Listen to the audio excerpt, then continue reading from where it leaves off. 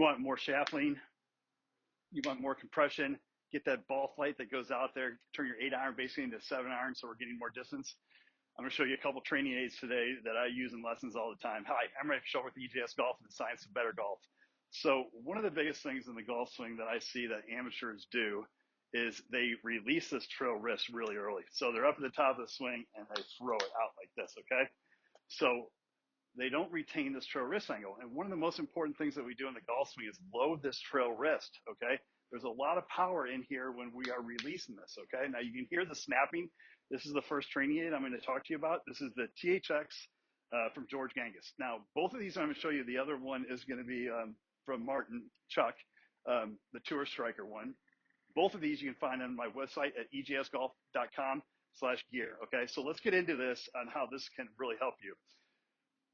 I already have it wrapped around my trail wrist. They also make one for your lead wrist if you want that too. And they sell them, I think, as a package. I would get both. I put it on my forefinger, the lead finger. It says to go on this middle finger, but I find it easier to get this to snap every time when I do that.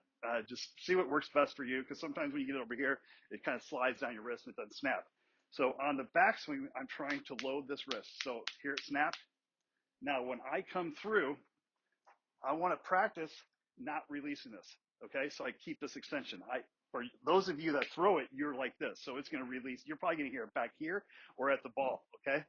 So we don't have to hit shots with this. This is something you can practice at home. You can even practice without a club, just getting this thing loaded and coming down and covering the golf ball like this. This is what covering is. I get the chest covering, and I get my trail wrist extended like this covering. So if you see here, and this is a great drill to just practice your hotel room or whatever, just load that trail wrist and then come down here, get to impact, and see I'm covering the ball. I can't see it right now because I'm covering it. My chest is over it. I've gotten into my internally rotated, got this hip back. I'm into my lead side. I'm covering it, and I keep my tilts, okay? So something you can do to practice it. Also, once you get this thing, I just want you to hit little shots with this because I want to be real clear with this because I feel like it's something going around the internet right now where a real golf swing is something like this. So the club with speed releases, okay? It's got to release here. It is not a real shot to go like this, okay? Just want to be clear about that because I see a lot on the internet and I have people who come to me in lessons go, they're trying so hard with this handle to do this, okay? And that's just not how the golf swing works. Now, what I want you to do here, though, is the only way to make that happen, which is really cool, is with rotation. If I stop rotating, there's no way I can do this. So we want to do this for practice, okay? Now, it's okay practicing because once we speed up, this thing will speed up and it'll just go boom right here. It'll release, okay? So it's not like we're doing anything that this is going to be something that you're going to be able to transfer, okay? So we're just going to, I want you to do real little swings. Get this thing to hinge, and then you're just going to come down. And most of you are going to blow this way to the right, okay? That's okay. Because remember, you guys, most of you are doing the casting and not keeping this trail wrist extended because you're trying to close the club face. You may not know you are, your subconscious is doing it. One way to close this club face is just stand there and go like this. That's why a lot of people look like they're still at address when they're at impact, okay? So what we need to do is figure out how to close the club face at the same time, but I don't want you worrying about that when you're doing this drill if this thing goes way off to the right, okay? We have to learn, and I'll just give you a little key, how to twist the shaft, okay? Now watch another video of mine where I talk about that more, about the motorcycle move and twisting the shaft to close it, knuckles down, okay? That's another thought you can have of turning my knuckles down to the ground is gonna help close this. Those are all different than that casting move that's not allowing you to come through with extension and shaft lean so you can press it, okay? So it's just, we just want this real, I get it loaded, up, here. Now it did not make a sound again, and look where I finished. My hands are left, the club head is outside my hands, and the toe is up. If you finish like this, that means the face is open, which a lot of you will. Just fix it at the end, twist it like this. Then you're getting used to what it is to close the shaft or to twist the shaft. And this is what you'll have to do in your backswing coming down. But it's like if I end up like this, just go here. It's just telling your brain this is what I want to do when I finish. But hands are left, club head's outside. If you finish like this, hear that sound?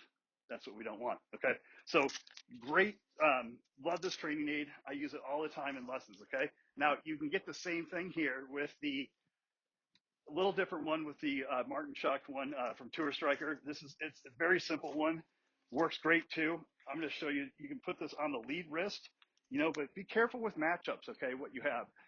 The weaker your grip, the more flexion you're going to have. The stronger your grip, the less you're going to have, okay? So this one, I'm going to do this. I'm going to kind of hear how I have to go more like this. So I don't want to hear this. When I'm doing this one right now, I'm going to try to not hear this. That's going to be the goal when I do this one, because I'm going to do the bad way for you. So you see it here. See that? I'm going to try to not make a sound with this one.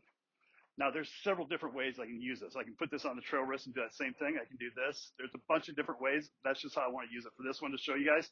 So you have both of the options. Okay, so I'm going to go up, no sound, no sound again, and see I have that same finish. Now, some of you may say, oh, great shot. You know, you hit it off the toe or whatever. I'm not worried about that. I'm worried about how my body moves and feeling what is going on so I can replicate that eventually. Eventually, I'm going to learn to hit the center of the face doing the drill. Okay. I may not do it the first time. I may not do it the second, but I'm going to start lining that up. Right now, anytime you're doing a drill like this, what are you trying to feel? What the body is doing so you can replicate that body move eventually. Okay. Remember this, the body is supporting what the hands and arms are doing. Okay. I cannot come into the ball and have this look like this if the body is not in the correct positions. If it's like this, I'm not going to be like this. So the body has to learn to move and get out of the way, push back so I can be in this position. Okay. It just won't do it otherwise. All right. So work with these, check these two out. Okay, go to my website, get them, so you get the discount, egsgolf.com/gear. And if you got any questions, let me know and tell me down below what you think of them and what you think of the doing drills with them. Thanks for watching. Erik Solberg, EGS Golf and Science Bear Golf.